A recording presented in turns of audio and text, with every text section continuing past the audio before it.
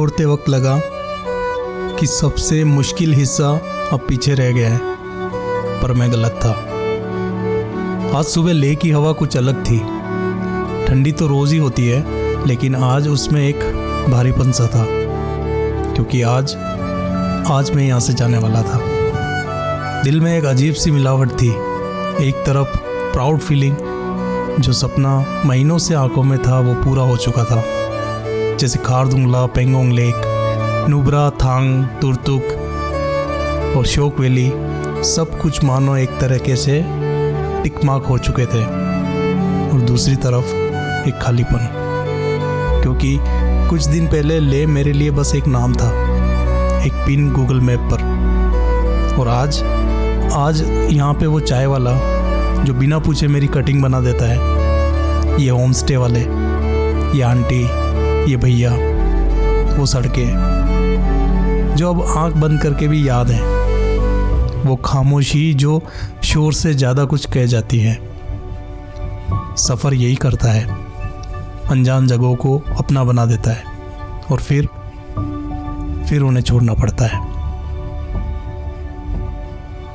जीत की खुशी और बिछड़ने का दर्द, दोनों एक ही सांस में। बाइक तैयार थी, बैग्स हमारे बन चुके थे, रास्ता एकदम सामने था। बस दिल अभी भी कहीं वहीं अटका हुआ था। इस भारी दिल को लेके मैं निकल पड़ा लेह से पदुम की तरफ। और सच कहूँ, मन में एक ही ख्याल था, बस अब घर की तरफ। लेकिन ये पहाड़ आपकी प्लानिंग नहीं मानते। सो लद्दाख अभी खत्म नहीं हुआ था, उसने आखिरी पन्ना बचा के रखा था। यहाँ हर मोड़ अपनी कहानी खुद लिखता है, और मुझे ज़रा भी अंदाज़ा नहीं था कि इस पूरी जर्नी की सबसे बड़ी परीक्षा, सबसे बड़ा एडवेंचर अभी बाकी था। एक नाम, शिंकुला, जहाँ सड़क नहीं रहती। सफ़र खत्म होने वाला था, लेकिन एडवेंचर अभी बाकी था। तो चलिए शुरू करते हैं।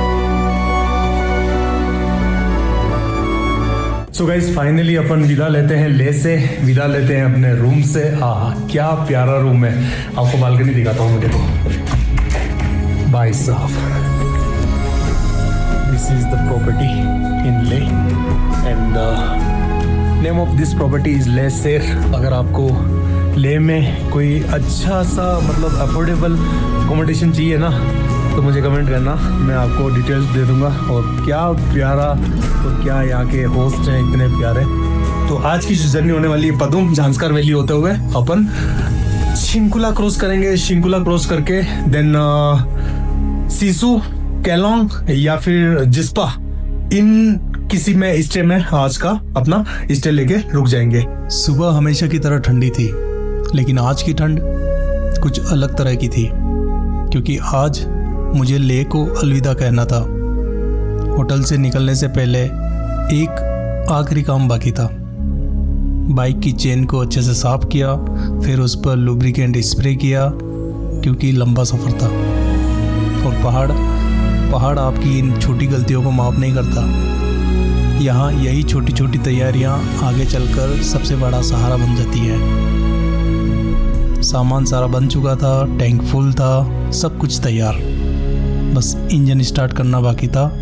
और उस एक बटन के साथ एक नई कहानी शुरू होने वाली थी। So guys, our Jatayu is ready and चलिए चलते हैं। जय श्री राम, जय बजरंगबली, हर हर Mahadev. And today is Monday.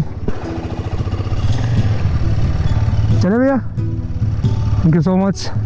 मिलते हैं जल्दी, है ना। बहुत अच्छे भैया है। पिछले 3 दिन हम लेह में रुके, मतलब 3 बार मैं लेह में रुका, और पूरा ब्रेकफास्ट, डिनर सब यही देख रहे थे। सही है यार, एक अलग ही कनेक्शन बन जाता है ना। सो गाइस, लेह की गलियाँ, ये चौबारा, यहाँ आएंगे हम दोबारा। फ़िलहाल के लिए बाय बाय बोलते हैं, रुखसत लेते हैं। और निकलते हम पदुम की तरफ। श्री कृष्णा है वासुदेवाय। सुबह सुबह का व्यू है कुछ ऐसा अपना लेह का। And this is the army headquarters. और सामने का व्यू देखो भाई साहब, मेस्मराइज कर देने वाला। लेह से अलग ही प्यार हो गया भाई, अलग ही टच, एकदम अलग ही कनेक्शन।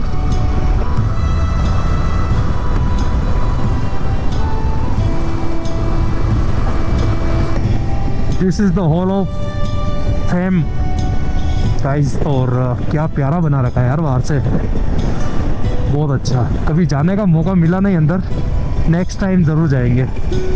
नेक्स्ट टाइम के लिए कुछ कुछ चीज़ें छोड़ के रखी है अपन ने, जैसे कि नेक्स्ट टाइम अब जब भी आएंगे तो नुब्रा वैली का जो अपोजिट साइड है अपना, जो सियाचिन बेस कैंप या फिर सियाचिन ग्लेशियर का जो बेस पॉइंट है वहाँ तक, और उनके बीच में कुछ गांव अच्छे आते हैं वो विज़िट करेंगे, वो एक्सप्लोर करेंगे। और एक सोनम भाई ने कोई तो एक वैली बताई थी, वो वैली नेक्स्ट टाइम के लिए अपन एक्सप्लोर करेंगे। बाकी मोटा मोटा लद्दाख में बहुत कुछ हो चुका है, मतलब इतना रिमोट एरिया में बिल्कुल ही इतना डीप नहीं गए, बट मोटा मोटा जितना भी टूरिस्ट अट्रैक्शंस है ना वो कर चुके हैं अपन। नुब्रा हो गया, हानले हो गया, पेंगोंग हो गया, श्योक वैली हो गई, अपनी नुब्रा वैली हो गई, खारदुंगला, चांगला, सब मोटा मोटा अपन ने कवर कर लिया है। बाकी का जो बच रहा है वो कभी नेक्स्ट टाइम के लिए, क्योंकि अब लद्दाख तो आना जाना लगा ही रहेगा। क्योंकि ये पहाड़ है ना, ये पहाड़ मुझे बुलाते हैं यार। लोग बोलते हैं कि तू पिछले साल ही तो लद्दाख गया था, इस साल क्यों जा रहा है? बट पता नहीं यार, मैं मतलब जाता नहीं हूँ, मुझे लाया जाता है यहाँ पे ऐसा मुझे लगता है ना, तो ये पहाड़ मुझे बुला लेते हैं वापस। So guys, this is the Gurudwara Pathar Sahib in Leh and proudly managed by Indian Army. ये एक अच्छी बात है गुरुद्वारे की कि इंडियन आर्मी यहाँ की देख रेख करती है, वो पूरा मैनेज करती है। वाहेगुरु जी दा खालसा, वाहेगुरु जी दी फतेह। क्या मस्त बना हुआ है ना। We are calling India is diversity of India. यहाँ पे मोनेस्ट्रीज मिल जाएगी आपको, यहाँ पे गुरुद्वारे मिल जाएंगे, टेम्पल मिल जाएंगे, मस्जिद मिल जाएंगे। Now it's time to refill, now it's time to refill, refill refill refill refill. So guys, this is the Sangam point जहाँ पे ज़ांस्कार और इंडस रिवर दोनों मिलती है। और ये जो BRO ने संगम पॉइंट बना रखा है, आपने अगर पिछला व्लॉग देखा होगा मेरा तो काफ़ी ज़्यादा टाइम स्पेंड किया था मैंने यहाँ पे। दिस इज़ व्हाट, और क्या प्यारा व्यू है यहाँ से। अगर आप रुक के देखते हैं ना यहाँ से तो बहुत प्यारा व्यू बनता है, शानदार। चलिए, अभी तो रिटर्न जर्नी में रुकेंगे नहीं। अगर आपको देखना है तो पिछले वाले व्लॉग्स भी देखिए। अगर आप ये फर्स्ट व्लॉग देख रहे हैं, ये फर्स्ट व्लॉग आप तक पहुँचा है तो पीछे वाले ज़रूर देखें। सो गाइज़, आपको अगर श्रीनगर जाना है तो सामने वाला रोड है कारगिल होते हुए, और लामा यूरू भी जा सकते हैं अपन, 91 किलोमीटर है। और श्रीनगर अगर नहीं जाना है, ज़ांस्कार जाना है, पदुम जाना है, तो आपको यहाँ से शार्प लेफ्ट लेना पड़ेगा। And this highway is heading towards the Padum and then Zanskar valley, Gombo Rangjon होते हुए। और अभी लेह के लिए सिर्फ 2 रास्ते खुले हैं, एक तो श्रीनगर कारगिल वाला एंड दूसरा पदुम वाला। पदुम वाला थोड़ा सा एडवेंचरस है, यहाँ पे थोड़ा ध्यान रखना पड़ेगा आपको। बाकी श्रीनगर वाला रूट बहुत प्यारा है, स्मूथ है। अभी जो सरचू वाला रूट है अपना, जो मनाली ले हाईवे बोलते हैं लोग, रोड बोलते हैं, वो अभी बंद है क्योंकि बारालाचला खुला नहीं है। बारालाचला खुलते ही वो हाईवे भी खुल जाएगा। तो this is the update for May 1st week 2026। जैसे जैसे लेह पीछे छूटता गया, शहर की आवाज़ें धीरे धीरे खत्म होने लगी और उनकी जगह किसी और ने ले ली। दोनों तरफ जाइंट माउंटेन्स, बीच से बहती ये सिंधु नदी और उन पहाड़ों को चीरती हुई ये सड़कें। कोई गाना नहीं, कोई ऑन नहीं, बस हवा और इंजन की आवाज़। ऐसा लग रहा था जैसे मैं किसी पेंटिंग के अंदर से गुजर रहा हूँ। और लद्दाख की सबसे बड़ी बात यही है, यहाँ हर 10 किलोमीटर पर दुनिया बदल जाती है। और जो नज़ारा देखा अगले मोड़ पर, वो शायद कहीं मिले या ना मिले। इसलिए ज़रा रुकना, ज़रा ठहरना और एक सुकून की सांस लेना, क्योंकि ये पल हो सकता है दोबारा ना मिले। ये नज़ारा जो आप कैमरा में देख रहे हैं असलियत में इससे कई गुना बड़ा था। सच कहूँ तो कैमरा इसका आधा भी नहीं पकड़ पाता। हजारों सालों पहले इस नदी ने इन पहाड़ों को काटा होगा, धीरे धीरे एक एक इंच, और अपना रास्ता खुद बनाया होगा। आज यही फिरोजी पानी पूरे इलाके की जीवन रेखा है। ऊपर से देखो तो लगता है जैसे नीले रंग की एक पतली सी रेखा इन विशाल चट्टानों के बीच अपनी कहानी खुद लिख रही हो। पहाड़ यहाँ हजारों सालों से खड़े हैं और ये नदी हजारों सालों से बह रही होगी।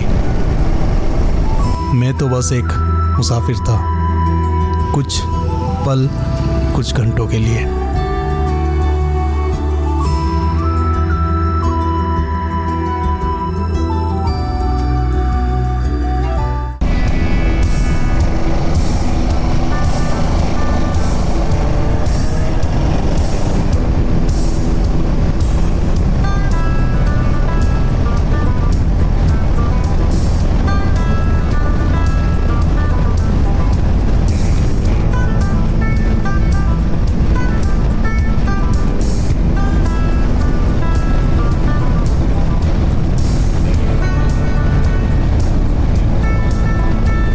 अगर आप लोगों को अपने लाइफस्टाइल से अपने, तो यार इनसे सीखिए। आप हाथ में रोटी लेके उसी के ऊपर सब्जी लेके खा रहे हैं और कहीं ना कहीं योगदान दे रहे हैं अपने देश की तरक्की में।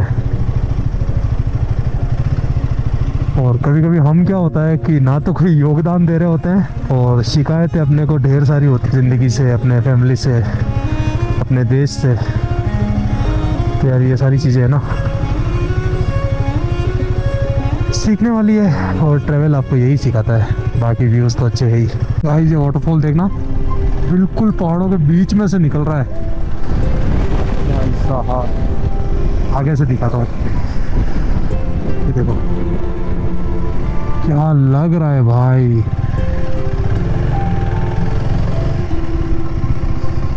यहाँ से दिखाता हूँ। See this, what amazing waterfall। मतलब इसका सोर्स पता ही नहीं है कौन सा सोर्स है। पहाड़ों के कई तो अंदर से होके, तो कहते हैं ना पानी अपना रास्ता खुद बना लेता है, तो वो कहावत यहाँ सच होती दिखाई देती है ना भाई साहब।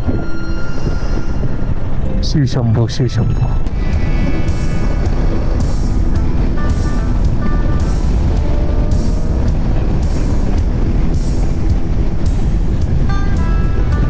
भाई साहब सैल्यूट टू BRO टीम। भाई क्या रोड बनाया है देखो। This is the Zanskar valley for you guys. और क्या प्यारे रोड बनाए हुए हैं यार।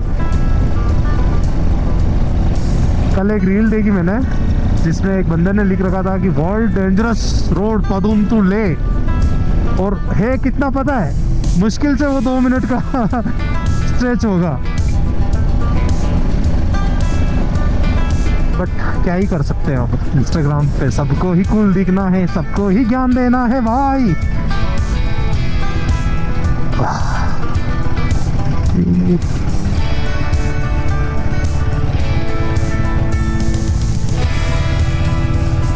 This is the BRO team guys, and they are working like a lawyer।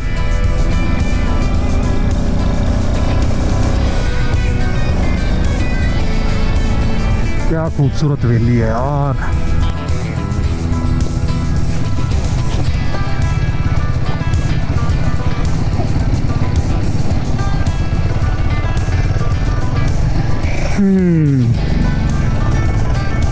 Water crossing का तो एक्सपीरियंस हो गया आपके भाई को, है ना।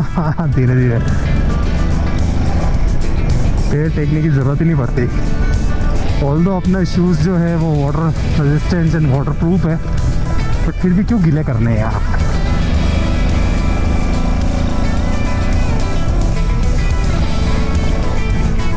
जैसे जैसे मैं पदूम की तरफ बढ़ रहा था, मोबाइल नेटवर्क गायब हो चुका था। ट्रैफिक लगभग खत्म।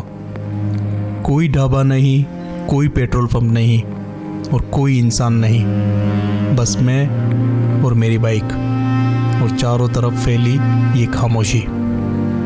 इतनी खामोशी कि हेलमेट उतारो तो अपनी खुद की सांसें सुनाई देती हैं। यही वो रास्ते हैं जहां इंसान को एहसास होता है कि प्रकृति के सामने हम कितने छोटे हैं।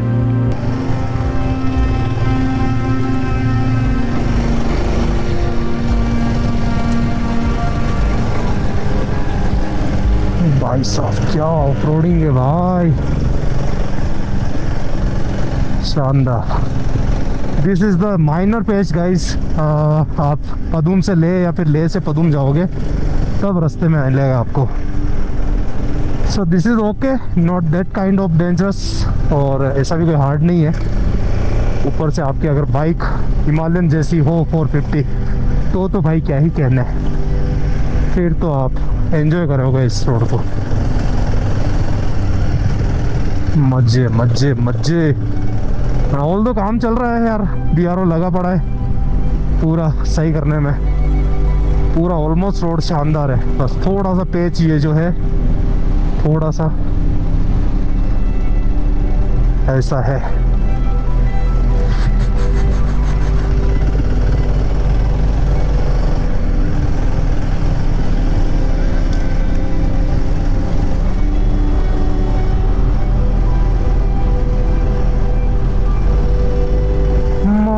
तेरे लिए मर मिटेंगे।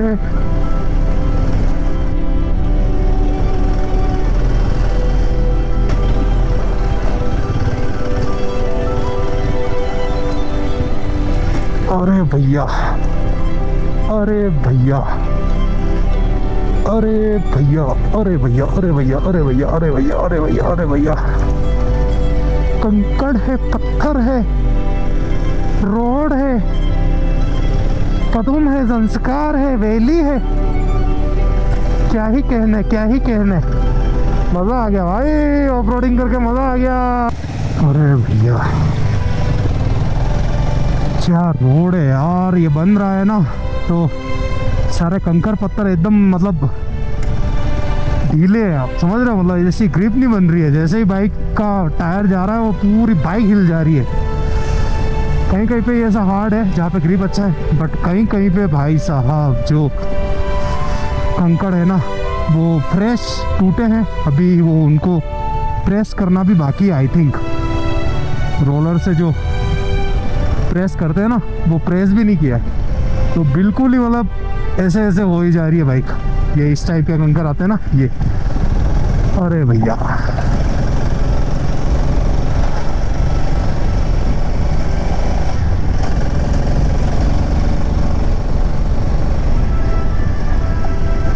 Nice to meet you Padum, nice to meet you Zanskar valley, nice to meet you क्लीमा। बाकी व्यूज़ एक नंबर है यार, कुछ भी कहो। रोड का तो क्या है, अच्छा बुरा चलता रहता है।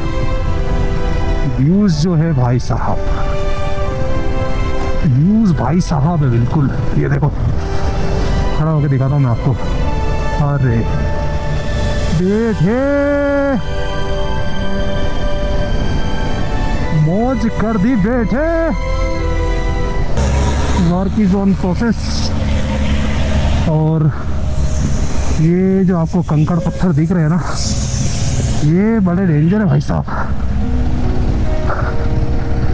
पूरी आपकी ग्रिप छोड़ देंगे।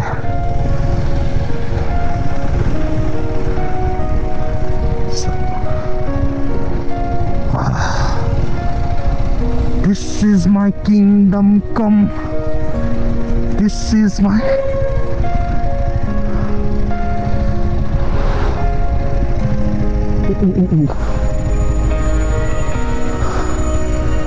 जरा हल्के गाड़ी हाको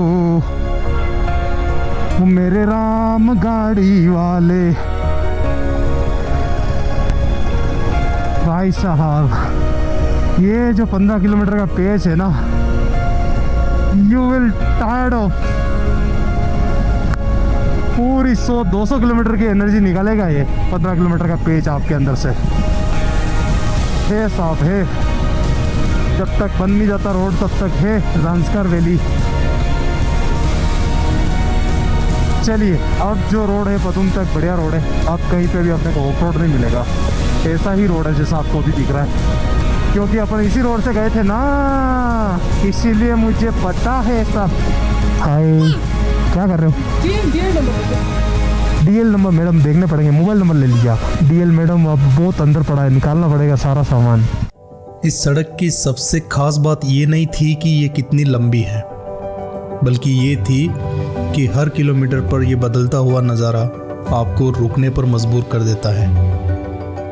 एक तरफ बर्फ से ढकी हुई चोटियाँ, दूसरी तरफ सूखे सुनहरे पहाड़, और बीच में ये बिल्कुल सीधी सड़क। ऐसा लग रहा था मानो जैसे किसी ने पहाड़ों के बीच में एक काली लकीर खींच दी हो। यहाँ सफ़र तेज़ नहीं चलता, यहाँ नज़रें चलती हैं, क्योंकि जिस तरफ देखो प्रकृति अपने अलग ही रंग दिखा रही होती है। थोड़ी ही देर बाद मुझे एक माइलस्टोन दिखाई दिया, पदुम, जहाँ लिखा था सिर्फ 9 किलोमीटर। मैंने बाइक रोकी, कुछ तस्वीरें ली, और उस पल ऐसा लग रहा था कि शायद आज का सफ़र बिल्कुल प्लान के मुताबिक चल रहा हो। लेकिन पहाड़ अक्सर वही दिखाते हैं जिसकी आपने कभी उम्मीद नहीं की होती। मुझे नहीं पता था कि अगले कुछ किलोमीटर मेरी ज़िंदगी की सबसे मुश्किल और सबसे यादगार राइड में बदलने वाले थे। तो this is the Padum village guys, और यहाँ पे जो ये BRO का आपको बेस कैंप दिख रहा है, यहाँ पे मिलेंगे हमारे अनुराग भाई, उनसे मिलते हैं, देन अपन आगे की तरफ बढ़ते हैं। चलिए,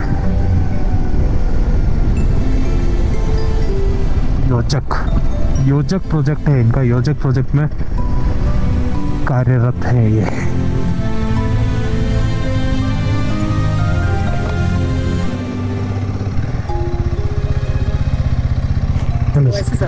हेलो सर, जय हिंद। नो भाई, हाँ अभी निकलेंगे, अब काफ़ी टाइम हो गया। तो रुक लीजिए, चल जाइए। नहीं आगे रुकेंगे ताकि आगे का रास्ता जल्दी कट जाए। चाय वो नहीं पिलाए, चाय पी लीजिए कि कोई? हाँ चाय पी लेते हैं फिर निकलते हैं। हाँ जी, थैंक यू। चलो अंदर। हाँ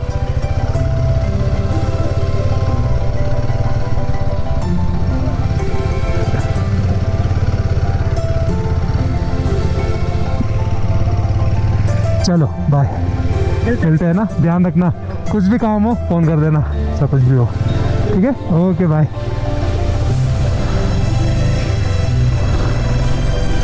चलिए गाइस, तो ये थे अपने अनुराग भाई और JSO सर, जो पूरी यूनिट के हेड होते हैं, उनके साथ चाय पी आज हमने। फ़ोटो में लगा दूंगा यहाँ पे। तो क्या हम्बल पर्सनालिटी थी यार, सच में मज़ा आ गया मिलके। चलिए, और आगे तक का रूट क्लियरेंस दे दिया हमें, आगे से आगे कॉल चले गए सर के, और ये देखो व्यूज़। तो शिंकुला क्रॉस करेंगे, शिंकुला क्रॉस करने के बाद कोई दिक्कत नहीं अपने को, बस लास्ट अपना पास रहा है जाते टाइम शिंकुला, वो क्रॉस कर लिया, देन उसके बाद अपन कहीं रुकने वाले नहीं है, आगे से आगे अपने को मिलता रहेगा। सो गाइस, दारचा रह गया है 104, शिंकुला टॉप 65 किलोमीटर यहाँ से। मोस्ट प्रोबेबली आज की अपनी कोशिश रहेगी कि अपन मनाली तक पहुँच ही जाए, है ना। लेह से निकलने के बाद मैं लगातार पदुम की तरफ बढ़ रहा था। रास्ता जितना खूबसूरत था उतना ही सुनसान भी। कुछ देर बाद मैं BRO यानी कि बॉर्डर रोड ऑर्गेनाइजेशन के कैंप पहुंचा। यहीं से आगे शिंकुला पास का इलाका शुरू होता है। मैंने आगे के रास्ते के बारे में पूछा, लेकिन जो जवाब मिला उसने मुझे कुछ पल के लिए सोचने पर मजबूर कर दिया। सो गाइस, एकदम एक्सट्रीम वेदर में मैं क्रॉस करने जा रहा हूँ शिंकुला। ऊपर मौसम बहुत तेज़ से बदल रहा है, लगातार बर्फबारी हो रही है। अगर ज़रूरी ना हो तो आज आगे मत जाइए। और ये सिर्फ एक सलाह नहीं थी, उन लोगों का अनुभव बोल रहा था जो हर दिन इन पहाड़ों के बीच काम करते हैं। कुछ मिनट मैं वहीं खड़ा रहा, वापस लौटूं या आगे बढ़ूं, यही सोचता रहा। लेकिन शायद सफ़र का सबसे बड़ा रोमांच वहीं शुरू होता है जहाँ हमें कोई रोकने की सलाह देता है। मैंने ज़्यादा ना सोचते हुए हेलमेट पहना, बाइक स्टार्ट की और मैं निकल पड़ा शिंकुला की तरफ। पर मुझे नहीं पता था कि अगले कुछ किलोमीटर मेरी पूरी जर्नी की दिशा बदल देने वाले थे। तो जैसे ऊंचाई बढ़ी, हवा और ठंडी होती गई। पहले बारिश और अब ये स्नो। सड़क दिखना तो बिल्कुल ही बंद हो गई, हर तरफ बस ये वाइट स्नो और ये ठंडी हवा जो जैकेट के अंदर तक हड्डियों तक उतर रही थी। हाथ ग्लव्स के अंदर ऑलरेडी सुन्न हो चुके थे। मैं बस धीरे धीरे आगे बढ़ रहा था और फिर क्या बाइक ने जवाब दे दिया। मैंने एक बार ट्राई किया, 2 बार ट्राई किया, 10 बार ट्राई किया, कुछ नहीं हुआ। ठंड इतनी थी कि इंजन ने भी साथ छोड़ दिया। और उस एक पल में पहली बार समझ आया कि पहाड़ों में आखिरी फैसला हमारा नहीं बल्कि इन पहाड़ों का और मौसम का होता है। बीआरओ वाले भाई ने यही तो कहा था। मजबूरी में मुझे बाइक वहीं छोड़नी पड़ी, इस बर्फ के तूफान के बीच और शिंकुला के टॉप पर। जो बाइक हज़ारों किलोमीटर मेरा साथ निभाती आई थी, उसे छोड़कर जाना वॉज ए टफ डिसीजन। चारों तरफ सिर्फ बर्फ, कोई गाड़ी नहीं, कोई नेटवर्क नहीं, कोई आवाज़ नहीं, बस मैं और ये खामोशी। और अब फाइनली नीचे लौट के आने के अलावा और कोई रास्ता नहीं था। और किस्मत अच्छी थी कि ऊपर से एक भाई अपनी गाड़ी लेकर आ रहे थे। मैंने हाथ दिया, गाड़ी रुकी। मैंने पूरी बात बताई ही नहीं थी कि उन्होंने कहा कि बैठ जाइए। बस ना कोई सवाल, ना कोई हिचकिचाहट। ये पहाड़ों के लोग होते हैं जिनके पास शायद बहुत कुछ ना हो, लेकिन जो भी होता है वो बांट देते हैं। और सफ़र आपको यही सिखाता है कि मुश्किल रास्तों पर अजनबी सबसे पहले अपने बन जाते हैं। शाम तक मैं नीचे लौट आया था और उन्हीं के होम स्टे में रात रुकने का फैसला किया।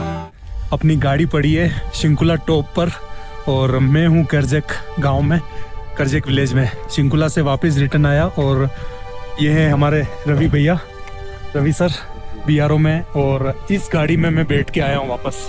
दिखाता हूँ मैं आपको। भैया इतनी भयंकर बर्फ़ थी ना, ये ऐसी बात नहीं है कि हमें पहले बोला गया, बट उस कॉन्फिडेंस में मैं ऊपर चढ़ता गया कि नीचे रोड एकदम साफ था, बट टॉप से पहुंचने से 1 किलोमीटर पहले बिल्कुल गाड़ी ने बिल्कुल ग्रिप छोड़ दी और रिस्पॉन्स देना बंद कर दिया। और जैसे ही एक बार बंद पड़ी और फिर सेल्फ लेना बंद कर दिया, तो गाड़ी मुझे वहीं छोड़नी पड़ी। मेरी बाइक, मेरा जटायु वहीं पड़ा है शिंकुला टॉप पे। और स्नो अभी भी हो रहा है, भयंकर स्नो था, भयंकर वाला स्नो था। हालतें ख़राब हो गई, टोटली हालतें ख़राब हो गई। मैं बता नहीं सकता कि मेरी हालत क्या हुई है आज, सच में। सर नहीं मिलते, रवि सर और एक सूरज सर, उनके पापा उनके साथ में है, बीआरओ में काम करते हैं। ये लकीली ये गाड़ी नीचे उतर रही थी और मैंने हाथ देके इसमें बैठा हूँ। मैं मिलाता हूँ आपसे सूरज सर से। और यार सच में आज ऊपर वाले ने बचाया है, मैं सच बोल रहा हूँ। मैं कभी मेरा विल पावर इतना तेज़ है ना, इतना स्ट्रॉन्ग है ना, मैं कभी हार नहीं मानता। बट आज जो है ना, मैं पस्त हो गया, बिल्कुल पस्त जिसको बोलते हैं ना। गाड़ी अपनी वहीं पड़ी है, मैं आ गया हूँ नीचे। अब जो भी होगा कल सुबह देखा जाएगा। बीआरओ में फ़ोन लगा दिया है अनुराग भाई को और बोल दिया उसको, सब अपडेट दे दी है, यहाँ की लोकेशन दे दी है। और अच्छी बात है कि यहाँ पे नेटवर्क आ गया। बाहर मौसम अभी भी बहुत ख़राब था, हवा चल रही थी, तूफान आ रहा था। एक गर्म कमरा, एक कप चाय और एक अजीब सा सुकून। मैं बहुत देर तक बस चुपचाप बैठा रहा। दिमाग में वही सब चलता रहा, बाइक, बर्फ़, बीआरओ वाले भाई की बात। शिंकुला क्रॉस नहीं कर पाया, मनाली पहुंच नहीं पाया, प्लान फेल हो गया। लेकिन सबसे ज़रूरी बात कि मैं ज़िंदा था, गर्म था और घर लौटने के लिए सलामत था। और उस रात लद्दाख ने मुझे अपना सबसे बड़ा सबक दिया, और वो ये था कि यहाँ मंजिल तक पहुँचना ज़रूरी नहीं होता, बल्कि सुरक्षित लौट आना ज़्यादा ज़रूरी है। आज का सफ़र सिर्फ एक नई जगह नहीं लेके आया, बल्कि एक नया एक्सपीरियंस देके गया। लेह से शुरू हुआ यह सफ़र मुझे सिखा गया कि पहाड़ों में मंजिल से ज़्यादा ज़रूरी है राइट टाइम पे राइट डिसीज़न लेना। अगर आपको भी ऐसी रोड ट्रिप्स, अनदेखी जगह और बिना किसी दिखावे वाली कहानियाँ पसंद है तो इस सफ़र का हिस्सा बन जाइए, be the part of this journey. और हाँ, चैनल को ज़रूर सब्सक्राइब करें क्योंकि अभी हमारी लद्दाख की जर्नी ख़त्म नहीं हुई है। अगले एपिसोड में मिलेंगे एक नई मंजिल के साथ, एक नई कहानी और एक नए एडवेंचर के साथ। तब तक के लिए अपना ख्याल रखिए। Keep loving, keep supporting. It's your riding Ram. Thank you so much. जय हिंद।